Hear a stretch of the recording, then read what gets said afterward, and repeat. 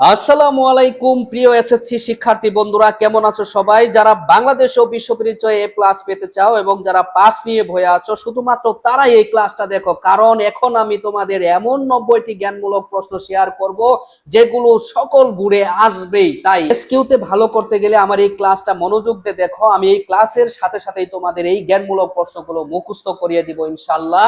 এই ক্লাসের পর তোমাদের জ্ঞানমূলক প্রশ্ন নিয়ে আর কোনো বই থাকবে না, আমি গ্যারান্টি দিয়ে বলছি। সকল ভুরে 100% কমন পাবে। 90টার বাহিরে কোনো ধরনের জ্ঞানমূলক প্রশ্ন তোমার এসএসসি 2026 কোনো ভুরে আসবে না। তোমরা মনোযোগ সহকারে এই জ্ঞানমূলক প্রশ্নটি পড়ো। এই ক্লাসে তোমাদের এই 90টি জ্ঞানমূলক প্রশ্ন আমি তোমাদের একদম মুখস্থ, পানির মতো মুখস্থ করে দিব এবং তোমরা আনসার করতে পারবাই। চলো ক্লাসটি শুরু করা যাক। প্রিয় শিক্ষার্থী বন্ধুরা, দেখো জ্ঞানমূলক প্রশ্ন উত্তর, আমি প্রশ্নের সাথে সাথে তোমাদের উত্তরও শিখাই দিব। ধৈর্য সহকারে ক্লাসটা দেখো। দেখো, 1 নম্বর প্রশ্ন বলেছিল তোমাকে, রাষ্ট্র কাকে বলে? উত্তর হবে, রাষ্ট্র হলো একটি ভূখণ্ড ভিত্তিক সমাজ বিশেষ যা সংগঠিত সরকার, জনসমষ্টি এবং নিজস্ব ভৌগোলিক এলাকার সার্বভৌমত্ব রয়েছে। 2 নম্বর প্রশ্ন, রাষ্ট্রের প্রাথমিক উপাদান কি? উত্তর হবে, রাষ্ট্রের প্রাথমিক উপাদান হচ্ছে জনসমষ্টি। 3 নম্বর, অ্যারিস্টটলের মতে রাষ্ট্র কি? উত্তর, প্রাচীন গ্রিসের দার্শনিক অ্যারিস্টটল রাষ্ট্রের সংজ্ঞায় বলেছেন, স্বয়ংসম্পূর্ণ জীবনের জন্য কতিপয় পরিবার এবং গ্রামের সমন্বয়ে গঠিত সংগঠনই হচ্ছে রাষ্ট্র। 4 নম্বর প্রশ্ন দেখো, রাষ্ট্রের সবচেয়ে সুস্পষ্ট ও পূর্ণাঙ্গ সংজ্ঞা দিয়েছেন কে? উত্তর হবে, রাষ্ট্রের সবচেয়ে পূর্ণাঙ্গ সুস্পষ্ট সংজ্ঞা দিয়েছেন অধ্যাপক গার্নার। প্রশ্ন নাম্বার 5, স্যান মেরিনো রাষ্ট্রের জনসংখ্যা কত? উত্তর হবে, স্যান মেরিনো রাষ্ট্রের জনসংখ্যা হচ্ছে 33,733 জন। 6 নম্বর হচ্ছে মোনাকো। মোনাকো রাষ্ট্রের জনসংখ্যা কত? উত্তর হবে, মোনাকো রাষ্ট্রের জনসংখ্যা হচ্ছে 38,685 জন। 7 নম্বর হচ্ছে সরকার কাকে বলে? উত্তর হবে, শাসক গোষ্ঠীর অন্তর্গত সকল ব্যক্তি যারা প্রত্যক্ষ এবং পরোক্ষভাবে রাষ্ট্রীয় ক্ষমতা পরিচালনায় অংশগ্রহণ করে তাদেরকে কি বলে? সরকার বলে। 8 নম্বর প্রশ্ন দেখো, রাষ্ট্র গঠনের মুখ্য উপাদান কি? রাষ্ট্র গঠনের মুখ্য উপাদান হচ্ছে সার্বভৌমত্ব।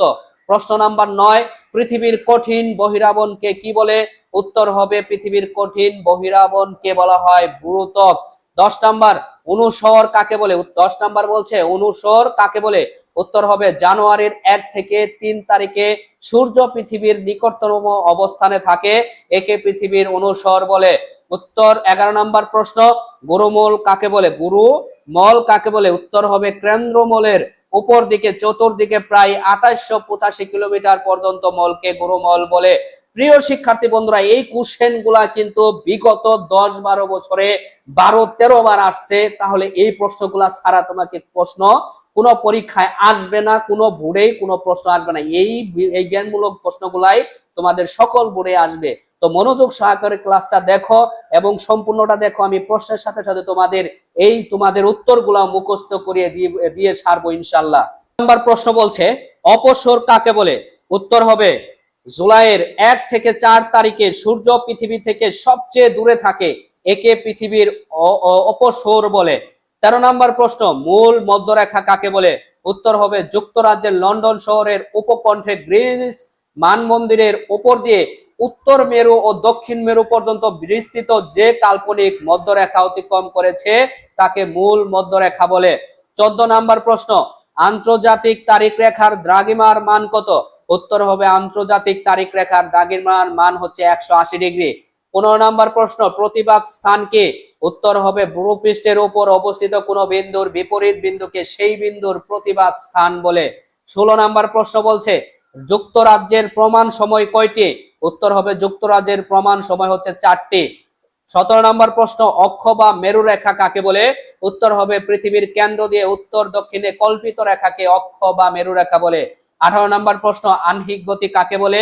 উত্তর হবে, পৃথিবী নিজ অক্ষ বা মেরু রেখায় পশ্চিম থেকে পূর্বে আবর্তন করে পৃথিবীর এই গতিকে আহ্নিক গতি বলে। 19 নম্বর প্রশ্ন, কেন্দ্রাতিক শক্তি কাকে বলে? উত্তর হবে, পৃথিবী তার নিজ অক্ষে দ্রুত বেগে ঘোরার কারণে এই গ্রহের কেন্দ্রের বিপরীত দিকে যে শক্তি সৃষ্টি হয় তাকে কেন্দ্রাতিক শক্তি বলে। 20 নম্বর প্রশ্ন, যে গ্রহাণুপুঞ্জ কাকে বলে? উত্তর হবে, ক্ষুদ্র ক্ষুদ্র গ্রহের সমষ্টি হলো গ্রহাণুপুঞ্জ। 21 নম্বর প্রশ্ন, সূর্য থেকে পৃথিবীর দূরত্ব কত? প্রায় 15 কোটি কিলোমিটার, 14,96,000 কিলোমিটার, 96 লক্ষ কিলোমিটার। এই হিসাবে আমরা প্রায় 15 কোটি কিলোমিটার আমরা লিখতে পারি।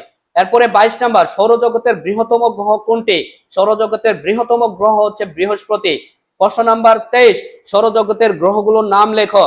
সৌরজগতের গ্রহগুলোর নাম হচ্ছে বুধ, শুক্র, পৃথিবী, মঙ্গল, বৃহস্পতি, শনি, ইউরেনাস ও নেপচুন। প্রিয় শিক্ষার্থী বন্ধুরা, তোমরা মনোযোগ দিয়ে এই ক্লাসটা দেখো। আমার এই ক্লাসের সাথে সাথে তোমাদের জ্ঞানমূলক প্রশ্নের কিন্তু তোমাদের আনসার হয়ে যাবে, কারণ তোমার এটা কিন্তু তোমরা সৃজনশীলের আনসারের জন্য কিন্তু ক নাম্বার যদি উত্তর না সঠিক লিখতে পারো তাহলে কিন্তু এক্সামিনারের মাথায় ঢুকে যায় তুমি কিছু পারো না। এই অধ্যায়ে যে সৃজনশীলটা লিখতেছো তুমি কই পারো না, তুমি খ গ ঘ আর কি লিখবা বলো। এই কারণে তুমি কিন্তু মার্ক কিন্তু কম পেয়ে যাও। এই কারণে কিন্তু তোমাকে এই যে এসকিউ সৃজনশীলের যে ক নাম্বারটা, এটা কিন্তু তোমাকে সঠিক আনসারটাই করতে হবে যদি ওই সৃজনশীলে তুমি ভালো মার্ক পেতে চাও। আর যদি তুমি ক নাম্বারে ভালো মার্ক না পাও, ক নাম্বার যদি সঠিক না হয়, তাহলে কিন্তু দেখা যাচ্ছে তোমার ওই সৃজনশীলে ভালো মার্ক পাবা না, এ প্লাস ছুটে যাবে। তো আমি বলতেছি তোমরা ধৈর্য সহকারে ক্লাসটা দেখো, 100% এখান থেকে কমন পাবা। এই যে তোমাদের যে জ্ঞানমূলক প্রশ্নগুলা তৈরি করেছি, খুব কিন্তু যাচাই বাছাই করে 12-13টা বোর্ড যাচাই বাছাই করে কিন্তু করা, খুবই ইম্পর্টেন্ট। এর বাহিরে কোনো জ্ঞানমূলক প্রশ্ন আসবে না, তোমরা মিলিয়ে নিও। দেখো 24 নাম্বার প্রশ্ন, যে গ্রহ কাকে বলে? 24 নাম্বার প্রশ্ন হচ্ছে গ্রহ কাকে বলে? উত্তর হবে মহাকর্ষ বলের প্রভাবে যারা নির্দিষ্ট সময়ে নির্দিষ্ট কক্ষপথে সূর্যকে প্রদক্ষিণ করে তাদের গ্রহ বলে। প্রশ্ন নাম্বার 25, সৌরজগৎ কাকে বলে?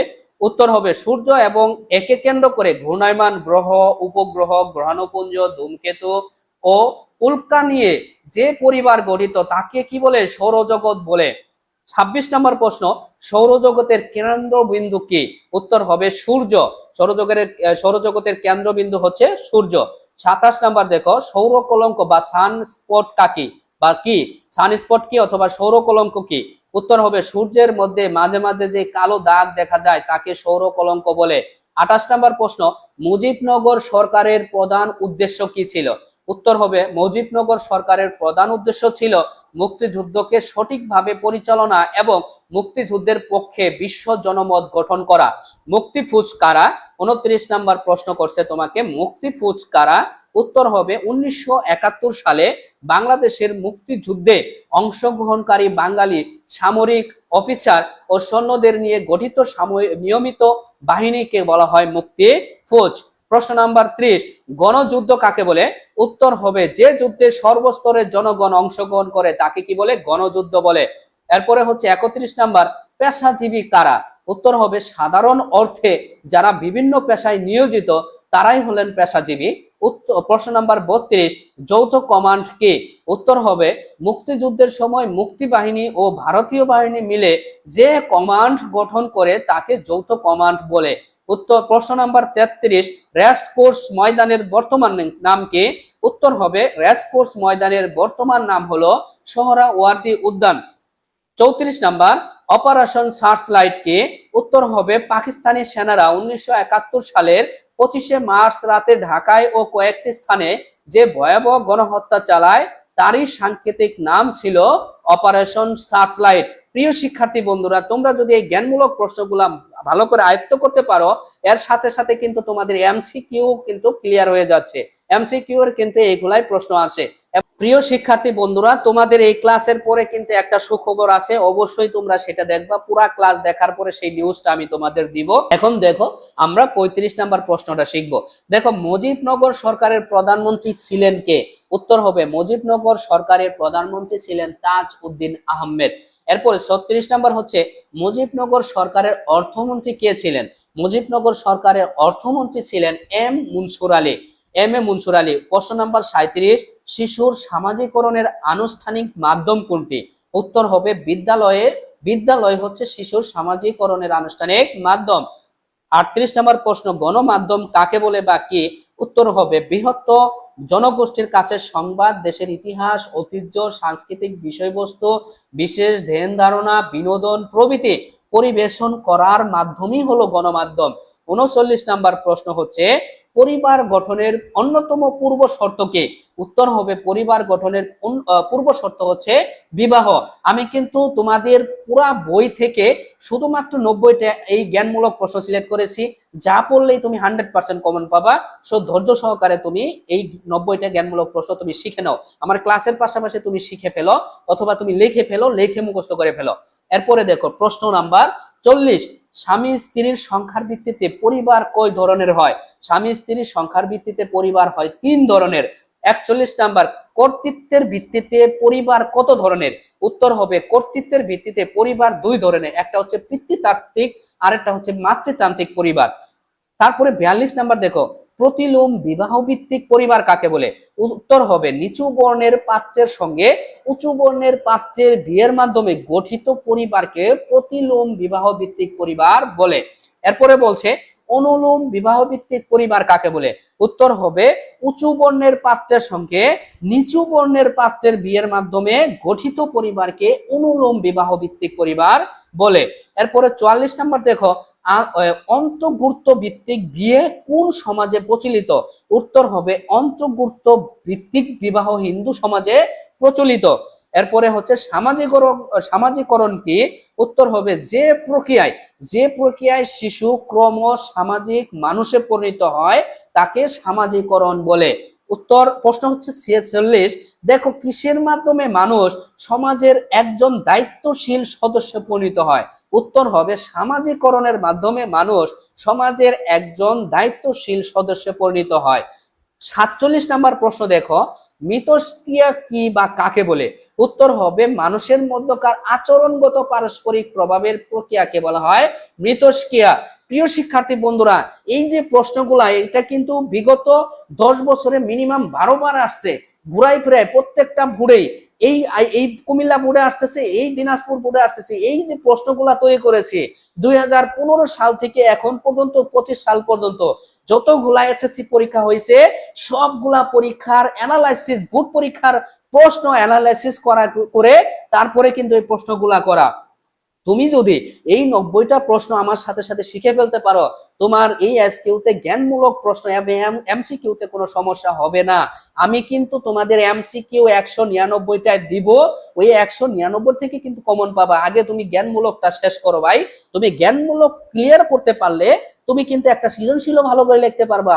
একটা এক্সামিনার যখন দেখে তুমি জ্ঞানমূলক প্রশ্নটা সঠিকভাবে দিয়েছো, তখন কিন্তু অন্যার ধারণা হয় তুমি এই প্রশ্নের উত্তরগুলা পারো এবং তুমি ভালোভাবে লিখেছো, এবং সেই অনুযায়ী তোমাকে ভালো মার্ক দিয়ে দিবে। তো আমি যে তোমাদের 90টা প্রশ্ন শেখাচ্ছি, তুমি একটু মনোযোগ সহকারে শিখো ভাই, অবশ্যই তোমার কাজে দিবে, উপকার আসবে ইনশাল্লাহ। দেখো 48 নাম্বার প্রশ্ন বলছে সামাজিকরণের উপাদান কয়টি? উত্তর হবে সামাজিকরণের উপাদান হলো 3টি, সামাজিক পরিবেশ, সমাজ জীবন এবং সামাজিক মূল্যবোধ। 49 নাম্বার, সাংস্কৃতিক পরিবেশ কি নিয়ে গঠিত? উত্তর হবে মানুষের সৃষ্টি করা উপাদান সমূহ নিয়ে সাংস্কৃতিক পরিবেশ গঠিত। প্রশ্ন নাম্বার 50, গোষ্ঠী জীবনের প্রথম ধাপ কোনটি? গোষ্ঠী জীবনের প্রথম ধাপ হচ্ছে পরিবার। 51 নাম্বার, সমাজের মৌলিক সংগঠন কোনটি? উত্তর হবে সমাজের মৌলিক সংগঠন হলো পরিবার। 52 নাম্বার প্রশ্ন, সমাজের সবচেয়ে আদি প্রতিষ্ঠানের নাম কি? আর সমাজের সবচেয়ে আদি প্রতিষ্ঠানের নাম হচ্ছে পরিবার। এখন প্রশ্ন হচ্ছে 53 নাম্বার, পরিবার কি বা পরিবার কাকে বলে? উত্তর হবে পরিবার হচ্ছে বিয়ের মাধ্যমে গঠিত একটি স্থায়ী সংঘ বা প্রতিষ্ঠান, যেখানে সন্তান সন্ততি থাকতে পারে আবার নাও পারে। এবং প্রশ্ন নাম্বার 54, এক পত্নী পরিবার কাকে বলে? উত্তর হবে একজন পুরুষের সঙ্গে একজন নারীর বিবাহের মাধ্যমে যে পরিবার গড়ে ওঠে তাকে এক পত্নী পরিবার বলে। তারপরে 55 নাম্বার প্রশ্ন বলছে অর্থনৈতিক প্রবৃদ্ধি কাকে বলে? উত্তর হবে কোন দেশের জাতীয় আয়ের বার্ষিক বৃদ্ধির হারকে অর্থনৈতিক প্রবৃদ্ধি বলে। এরপরে দেখো 56 নাম্বার প্রশ্ন, প্রবৃদ্ধির হার কি বা কাকে বলে? উত্তর হবে কোন দেশের জাতীয় আয়ের বার্ষিক বৃদ্ধির হারকে প্রবৃদ্ধির হার বলা হয়। 57 নাম্বার প্রশ্ন, অর্থনৈতিক উন্নয়নের মূল লক্ষ্য কি? উত্তর হবে অর্থনৈতিক উন্নয়নের মূল লক্ষ্য দেশের জনগণের সার্বিক কল্যাণ। 58 নাম্বার প্রশ্ন, উন্নত দেশ কাকে বলে? উত্তর হবে অর্থনৈতিক উন্নয়ন ঘটেছে এবং এই উন্নয়ন দীর্ঘমেয়াদে অব্যাহত আছে এমন দেশকে উন্নত দেশ বলে। এরপর 59 নাম্বার প্রশ্ন বলছে মোট জাতীয় উৎপাদন কাকে বলে? উত্তর হবে কোনো নির্দিষ্ট সময়ে কোনো একটি দেশের নাগরিকের দেশের বা দেশের বাইরে উৎপাদিত মোট দ্রব্য সামগ্রী ও সেবার আর্থিক মূল্যের সমষ্টিকে ওই মোট জাতীয় উৎপাদন বলে। এরপরে 60 নাম্বার প্রশ্ন হলো মোট জাতীয় উৎপাদনকে কয়টি দিক থেকে পরিমাপ করা যায়? উত্তর হবে মোট জাতীয় উৎপাদনকে 3টি দিক থেকে পরিমাপ করা যায়। এখন কথা হচ্ছে প্রিয় শিক্ষার্থী বন্ধুরা, তোমরা এই যে গাইডে যে প্রশ্নগুলো আছে ওর মিনিমাম 5000, 6000, 10,000 পর্যন্ত প্রশ্ন আছে ভাই। এই প্রশ্নগুলা কি তুমি শিখে আদৌ শিখতে পারবা? পরীক্ষার আগে রিভাইজ দেওয়া পসিবল? কোনোভাবেই কিন্তু পসিবল না। কি করবা এখন? এখন তো তোমরা হায়ুতাস ভয়ে তোমাদের আত্মবিশ্বাস হারিয়ে ফেলতেছো যে তোমরা এ প্লাস পাবা না বা এই সাবজেক্টে আমরা কিভাবে সলভ করব। তোমরা ভাই এই 90টা শুধু জ্ঞানমূলক প্রশ্ন পড়ো, আর কোনো কিছু পড়ার দরকার নাই। জ্ঞানমূলক প্রশ্ন 90টা শিখো, এই 90টার বাহিরে তোমাকে কোনো জ্ঞানমূলক প্রশ্ন করবে না, আমি তোমাদের গ্যারান্টি দিয়ে বলছি। তাই তুমি ধৈর্য সহকারে পুরো ক্লাসটা দেখো। দেখো 61 নাম্বার প্রশ্ন হচ্ছে সেবা কি? উত্তর দেখো, উত্তর হবে কি? সেবা হলো কোনো অবস্তুগত দ্রব্য যার উপযোগ এবং বিনিময় মূল্য আছে। যেমন জিএনপি ইংরেজি পূর্ণরূপ কি? 62 নাম্বার প্রশ্ন। 62 নাম্বার প্রশ্ন, জিএনপি এর ইংরেজি পূর্ণরূপ কি? উত্তর হবে জিএনপি এর ইংরেজি পূর্ণরূপ হলো gross national product. Gross national product, মোট জাতীয় আয়। দেখো প্রশ্ন নাম্বার 63 হচ্ছে মোট দেশজ উৎপাদন বা জিডিপি কাকে বলে? উত্তর হবে মোট দেশজ উৎপাদন হচ্ছে কোনো নির্দিষ্ট সময়ে দেশের অভ্যন্তরে বা ভৌগোলিক সীমানার ভিতরে বসবাস করে সকল জনগণ কর্তৃক উৎপাদিত চূড়ান্ত পর্যায়ের দ্রব্য সামগ্রী ও সেবা কর্মের অর্থমূল্যের সমষ্টি। এরপরে হচ্ছে 64 নাম্বার, মাথাপিছু আয় কাকে বলে? উত্তর হবে যে কোনো নির্দিষ্ট সময়ে কোনো দেশের নাগরিকদের গড় আয়কে মাথাপিছু আয় বলে। 65 নাম্বার প্রশ্ন, বর্তমানে বাংলাদেশের সাক্ষরতার হার কত? বর্তমানে বাংলাদেশের সাক্ষরতার হার হচ্ছে 77.9%। 66 নাম্বার প্রশ্ন, ধনতান্ত্রিক অর্থ ব্যবস্থার মুনাফা কে গ্রহণ করে? উত্তর হবে ধনতান্ত্রিক অর্থ ব্যবস্থার পুঁজিপতি মুনাফা গ্রহণ করে। 67 নাম্বার দেখো, ইসলামিক অর্থ ব্যবস্থার ভিত্তি কি? উত্তর হবে ইসলামিক অর্থ ব্যবস্থার ভিত্তি পবিত্র কোরআন ও হাদিস সমূহ। 68 নাম্বার প্রশ্ন, সমষ্টিগত সম্পদ কাকে বলে? যে সমাজের সকলে সম্মিলিতভাবে যে সকল সম্পদ ভোগ করে সেগুলোই সমষ্টিগত সম্পদ। সম্পদ কাকে বলে? 69 নাম্বার প্রশ্ন করছে যে বস্তুর উপযোগ, অপ্রাচুর্য, বাহ্যিকতা এবং হস্তান্তর যোগ্যতা রয়েছে তাকে সম্পদ বলে। 70 নাম্বার প্রশ্ন, নিসাব কি? উত্তর হবে যে পরিমাণ সম্পদ কোনো ব্যক্তির মালিকানায় থাকলে জাকাত দিতে হয় তাকে ইসলামী পরিভাষায় নিসাব বলা হয়। 71 নাম্বার প্রশ্ন, উপযোগ কাকে বলে? উপযোগ কাকে বলে? উত্তর হবে কোন দ্রব্যের মানুষের অভাব পূরণের ক্ষমতাকে উপযোগ বলে। 72 নাম্বার প্রশ্ন, জাতীয় সম্পদের উৎস উপাদান কয়টি? উত্তর হবে জাতীয় সম্পদের উৎস প্রধানত দুটি, যথা প্রকৃতি প্রদত্ত, আরেকটা হচ্ছে মানুষ সৃষ্ট। 73 নাম্বার প্রশ্ন দেখো, শ্রম কি? উত্তর হবে উৎপাদন কাজে ব্যবহারযোগ্য মানুষের শারীরিক ও মানসিক কর্মক্ষমতাকে শ্রম বলে। প্রশ্ন নাম্বার 74, অভাব কাকে বলে? উত্তর হবে অর্থনীতির ভাষায় কোনো বস্তুগত বা অবস্তুগত দ্রব্যের সেবার জন্য অনুভূত প্রয়োজনই হচ্ছে কি? অভাব। 75 নাম্বার, ভোগ কি? উত্তর মানুষের অভাব পূরণের জন্য কোনো দ্রব্যের উপযোগিতা ব্যবহার করার প্রক্রিয়াকে বলা হয় ভোগ। তারপর 76 নাম্বার প্রশ্ন বলছে ব্যক্তিগত সম্পদ কি? উত্তর হবে ব্যক্তিগত মালিকানাধীন জায়গা, জমি, বাড়ি ঘর, কলকারখানা, অর্থ সম্পদ, গাড়ি, দ্রব্য সামগ্রী ইত্যাদি ব্যক্তিগত সম্পদ। প্রশ্ন নম্বর 77, উৎপাদনের উপাদান কয়টি? উত্তর হবে উৎপাদনের উপাদান হলো 4টি, যথা ভূমি, শ্রম, মূলধন ও সংগঠন। 78 নাম্বার প্রশ্ন হচ্ছে সংগঠন কাকে বলে? উত্তর হবে উৎপাদনের 3টি উপকরণ, যথা কি হবে ভূমি, শ্রম, মূলধন সমন্বয় করে উৎপাদন কার্য পরিচালনা এবং সম্পাদন করাকে সংগঠন বলে। 79 নাম্বার, মূলধন কাকে বলে? উত্তর হবে যে সম্পদ সরাসরি বুক না করে কাজে লাগিয়ে অধিকতর উৎপাদন করা হয় তাকে বলা হয় মূলধন। 80 নাম্বার বলছে হস্তান্তর যোগ্যতা কি? উত্তর হবে কোনো বস্তুর দাম বা মূল্যের বিনিময়ে একজনের নিকট হতে আরেকজন পাওয়ার সম্ভাবনা হচ্ছে হস্তান্তর যোগ্যতা। হস্তান্তর যোগ্যতা। 81 নাম্বার প্রশ্ন বলছে উদ্যোক্তা কাকে বলে? যে উত্তর হবে যিনি উৎপাদনের 3 উপাদান ভূমি, মূলধন ও শ্রমকে সমন্বিত করে পণ্য বা দ্রব্য উৎপাদন প্রক্রিয়া সম্পাদন করেন তাকে উদ্যোক্তা বলে। জাতীয় সম্পদ কি? 82 নাম্বার প্রশ্ন, যে উত্তর জাতীয় সম্পদ বলতে বোঝায় এমন সব প্রাকৃতিক ও মানব সৃষ্ট অর্থনৈতিক উপাদান যা দেশের জনগণের যৌথ মালিকানা হিসাবে বিবেচিত হয় এবং দেশের উন্নয়ন ও জনগণের কল্যাণে ব্যবহৃত হয় তাকে কি বলে? জাতীয় সম্পদ বলে। 83 নাম্বার প্রশ্ন দেখো, দা মডার্ন স্টেট বইটি কার লেখা? উত্তর হবে আর.এম. ম্যাকাইভারের লেখা হচ্ছে দা মডার্ন স্টেট। এরপর হচ্ছে নাগরিক কাকে বলে? 84 নাম্বার প্রশ্ন, যিনি রাষ্ট্রে স্থায়ীভাবে বসবাস করেন এবং রাষ্ট্রের আইন ও সংবিধান ও অন্যান্য নির্দেশের প্রতি আনুগত্য প্রদর্শন করেন তাকে কি বলা হয়? নাগরিক বলা হয়। 85 নাম্বার প্রশ্ন, অ্যারিস্টটল প্রদত্ত নাগরিকের সংজ্ঞাটি লেখো। তার মানে অ্যারিস্টটল যে নাগরিকের সংজ্ঞাটি দিয়েছিলেন সেই সংজ্ঞাটি হলো রাষ্ট্রবিজ্ঞানের জনক অ্যারিস্টটলের মতে সেই ব্যক্তি নাগরিক যে নগরাষ্ট্রের প্রতিনিধিত্ব ও শাসন কার্যে সক্রিয়ভাবে অংশগ্রহণ করে। 86 নাম্বার প্রশ্ন, নাগরিকের প্রধান কর্তব্য কি? উত্তর হবে রাষ্ট্রের প্রতি আনুগত্য প্রকাশ করা হচ্ছে নাগরিকের প্রধান কর্তব্য। এরপরে বলছে আইন কাকে বলে? উত্তর হবে সমাজ ও রাষ্ট্র কর্তৃক স্বীকৃত এবং মানুষের সামাজিক কল্যাণের জন্য গৃহীত সুনির্দিষ্ট নিয়মের সমষ্টিকেই আইন বলে। 88 নাম্বার বলছে প্রথা কি? প্রথা হচ্ছে আইনের প্রাচীনতম উৎস। 89 নাম্বার, অধ্যাপক হল্যান্ড কর্তৃক প্রদত্ত আইনের সংজ্ঞাটি লেখো। অধ্যাপক হল্যান্ডের মতে আইন হচ্ছে মানুষের বাহ্যিক আচরণ নিয়ন্ত্রণের কতগুলো সাধারণ নিয়ম বা সার্বভৌম রাজনৈতিক শক্তি কর্তৃক প্রণীত হয়। 90 নাম্বার প্রশ্ন বলছে সামাজিক প্রথা কাকে বলে? উত্তর হবে সমাজে প্রচলিত রীতিনীতি, আচার আচরণ ও অভ্যাসই হচ্ছে সামাজিক প্রথা।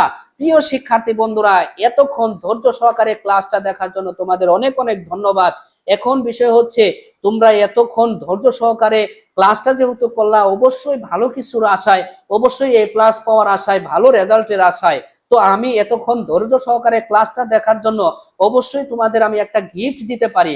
সেই গিফটটা কি? তোমরা এই প্রশ্নে এই ক্লাসটা দেখছো, দেখার পরে তোমরা অবশ্যই যদি এই ক্লাসের এই প্রশ্ন এবং উত্তরের যদি পিডিএফ তোমরা নিতে চাও তাহলে কমেন্ট করো যে আমি পিডিএফ নিতে চাই। কমেন্ট করো, ইউটিউবে কমেন্ট করো যে আমি পিডিএফ নিতে চাই এবং তুমি সেখানেই তোমার ইমেলটা সেখানে সেন্ড করো, অথবা তোমার সেখানেই হোয়াটসঅ্যাপ নাম্বারটা সেন্ড করো। আমি সাথে সাথে তোমাদের এই ক্লাসের যে পিডিএফ ফাইলটা সেটা আমি দিয়ে দিব। এবং তোমরা এটাও জানো যে গত আইসিটি এবং ম্যাথ পরীক্ষায় যারা পিডিএফ নিয়েছে 100% কিন্তু কমন পেয়েছে। তোমরা যদি পিডিএফ নিতে চাও এই ক্লাসের তাহলে অবশ্যই কমেন্ট করো এবং প্রথম কমেন্ট ফলো করো, ভিডিওর প্রথম কমেন্ট সেটাও ফলো করো এবং তোমরা অবশ্যই তোমাদের কমেন্ট করে তোমাদের জিমেইল অ্যাকাউন্টটা দিয়ে দাও বা হোয়াটসঅ্যাপ নাম্বারটা দিয়ে দাও, আমি তোমাদের এই পিডিএফ সেন্ড করে দিব। তো সকলেই তোমরা ভালোভাবে প্রিপারেশন নাও, ভালোভাবে পরীক্ষা দাও। তোমাদের জন্য অনেক অনেক শুভকামনা রইল। তোমরা ভালোভাবে পরীক্ষা দিলে, ভালো রেজাল্ট করলেই আমাদের এত পরিশ্রমের সার্থকতা চলে আসবে। তোমাদের ভালো রেজাল্ট মানে আমাদের সার্থকতা, সফলতা। তো সকলেই ভালো থাকো, ভালোভাবে প্রিপারেশন নাও, ভালোভাবে পরীক্ষা দাও। সকলেই ভালো থাকো, দেখা হবে পরবর্তী কোনো ক্লাসে। আল্লাহ হাফেজ।